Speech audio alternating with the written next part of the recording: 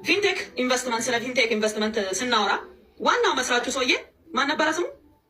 ዋናው ሰውዬ ፊንቴክ እኮ ግርማይ ገብረ ሚካኤል ነው የሚባለው የሳውዝ አፍሪካው ዋንጫ ያዘጋጀ የነበረው። ግርማይ ነገ ሰው እንሆናለን፣ ታክሲ ሰርተን እንለወጣለን፣ የተለያየ ንብረት ሸጠው ከየትም ከዘመድ ከወገንም አስቸግረው በጣም ምስኪን ወገኖቻችን ወስደው ያስረከቡትን ገንዘብ 1.6 ቢሊዮን ብር ይዞ ጠፋ የተባለ ሰው ነው። ክስ ከተመሰረተበት 2 ወር አልፎታል። ይሄ ሰውዬ ወንድር ተብሎ ተለጥፎ አይተኸው ታውቃለህ? ተፈላጊ ተብሎ ተለጥፏል። እስካሁን ድረስ አይተዋል? እሱን ሰው አላየኸውም? ስንት አይነት ሰው እያገቱ አፈርድም የሚያበሉ ሰላማችንን የነሱ መግቢያ መውጫ ያሳጡ። ቢያንስ እኔ ሰላሌ ላይ ውሃ ፋብሪካ አለኝ፣ ሄጄ አይቼው አላውቅም። ፋብሪካው ኢጦሳ ላይ ቄራ አለኝ፣ ሄጄ አይቼው አላውቅም። ዱጉዳ ላይ እርሻ አለኝ፣ አይቼው አላውቅም። ጀጁ ላይ እርሻ አለኝ፣ አይቼው አላውቅም። ምክንያቱም እፈራለሁ፣ መሄድ አልችልም።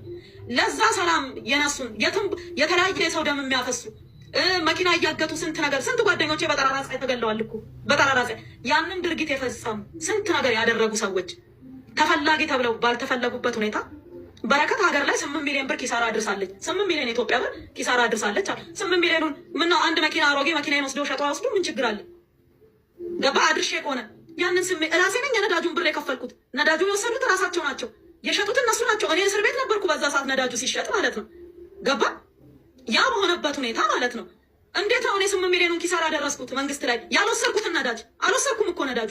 ለዛም በህጋዊ መንገድ ይሰጣት ይፈቀድላት ተብሎ የተፈቀደልኝን ነዳጅ ገባ የተፈቀደልኝን ነዳጅ ሳልጠቀም ሳልወስድ 8 ሚሊዮን ኪሳራ እንዴት ነው ያመጣሁት? እስቲ እንዴት ነው ያደረግኩት? እኔ ነኝ እኮ የከሰርኩት።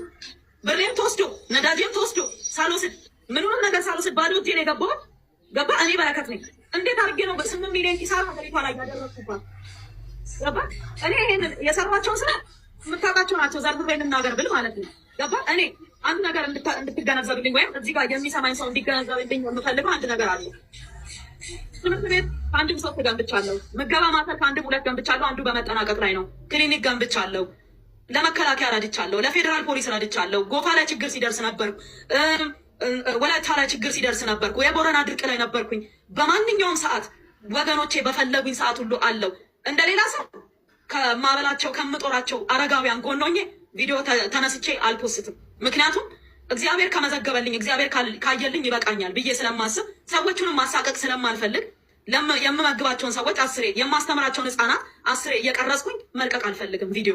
እነዚህ ህፃናት ነገ አድገው የት እንደሚደርሱ አይታወቅም። ስለዛ አበላቸው መገብኳቸው ብዬ ሰዎችን እያነሳው ቪዲዮ መለጠፍም መቅረጽም ማድረግም አልፈልግም።